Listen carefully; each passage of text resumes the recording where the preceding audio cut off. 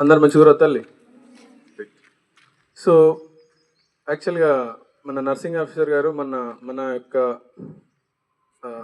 మెడిసిన్స్కి సంబంధించిన హెడ్ లోపల సో యూసేజ్కి సంబంధించి కంప్లీషన్ అయ్యేటువంటి క్రమం లోపల ఒక స్పెషల్ టెస్ట్ కిట్ను పెట్టడం జరిగింది, దాన్ని సజెస్ట్ చేయడం జరిగింది. అది Ishihara colour blindness test.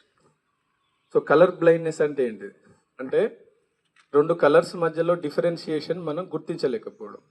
First of all ఇది ఉందనే విషయం చాలామందికి తెలియదు. మనకు కలర్ బ్లైండ్నెస్ ఉంది అనే విషయం మనకు తెలియదు. సార్ తెలియకపోతే ఏంది, మంచిదే కదా. సరే దాంతో ఏమైనా ప్రాణాపాయమా? లేదు, ప్రాణాపాయం కూడా ఏం లేదు.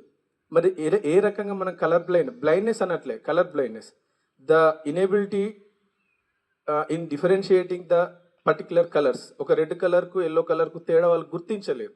సరే గుర్తించకపోతే జరిగేటువంటి పరిస్థితి ఏంటి? చాలామంది వాళ్ళ యొక్క ఎయిమ్స్ ఆబ్జెక్టివ్స్ చెప్పేటప్పుడు, వాళ్ళ లక్ష్యాలు చెప్పేటప్పుడు ఏం చెప్తామంటే, నేను లోకో పైలట్ కావాలనుకుంటున్నా, నేను పైలట్ కావాలనుకుంటున్నా, ఏరోప్లేన్ నడిపేటువంటి డ్రైవర్ని కావాలనుకుంటున్నా, ఇలాంటి వాళ్ళు చాలా ఆశలు పెట్టుకుంటూ ఉంటారు. కానీ అన్ని ఫిజికల్ ఫిట్నెస్ అంతా అయిపోయి ఎగ్జామ్ రాసి అన్ని క్వాలిఫికేషన్స్ వచ్చిన తర్వాత చివరిలో చేసేటువంటి కలర్ బ్లైండ్నెస్ టెస్ట్లో కనుక ఫెయిల్ అయిపోతే అలాంటి జాబ్లకు మీకు ఎలిజిబిలిటీ ఇవ్వరు. సో మనం అలాంటి ఎయిమ్స్ పెట్టుకున్నప్పుడు ఫస్టే మనకు తెలియాలి మనకు కలర్ బ్లైండ్నెస్ ఉందా లేదా. సో ఇది చాలా మంచి టెస్ట్. అది మన యొక్క టీజీఆర్ఎస్ అండ్ జేసీ గర్ల్స్ కొడకళ్ళ లోపల పిల్లలకి ఇది కలర్ బ్లైండ్నెస్ టెస్ట్ చేయడం జరుగుతుంది. అదేం పెద్ద టెస్ట్ అనగానే అండర్వెంట్ వెరీ ఏదో లెంతీ ప్రాసెస్ ఏమి ఉండదు. ఆ చార్ట్ అది వెండి ఈ బుక్లో ఉన్నటువంటి నెంబర్స్ను ఇట్లా ఉన్నటువంటి నెంబర్స్ను ఒక కన్ను మూపిచ్చేసి ఇంకో కన్నుతో చదివించడం జరుగుతుంది. చదివించినప్పుడు ఈ మధ్యలో ఉన్న నెంబర్ను నువ్వు ఫైండ్ అవుట్ చేయగలిగితే నో ప్రాబ్లం. నీకు ఇబ్బందికరంగా ఉందంటే you are suffering from colour blindness. ఓకేనా? సో ఈ మంచి ఆలోచన చేసినందుకు గాను మేడం గారికి అందరం ఒకసారి గట్టిగా చెప్పట్లు.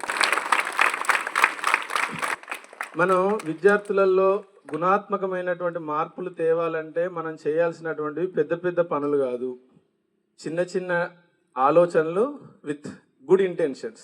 అలాంటివి ఉన్నప్పుడు ఒక వ్యవస్థ మొత్తం మారడానికి అవకాశంగా ఉంటుంది. So thank you madam, thank you.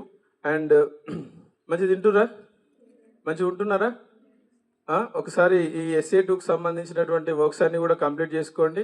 ఈ మధ్యలో మనం ఎప్పుడో పెట్టినాం ఇక ర్యాంక్ బ్యాడ్జీలు, దాదాపు 3-4 నెలలు అయిపోయింది. దానికి సంబంధించినటువంటి ఫాలోఅప్ ఉండట్లే, ఎగ్జామ్ సంబంధించిన ఫాలోఅప్ ఉండట్లే. సో మళ్ళీ ఒకసారి దాన్ని రివ్యాంప్ చేసుకోండి, మళ్ళీ ఒకసారి చూసుకోండి తల్లి. అందరికీ ఆల్ ద బెస్ట్.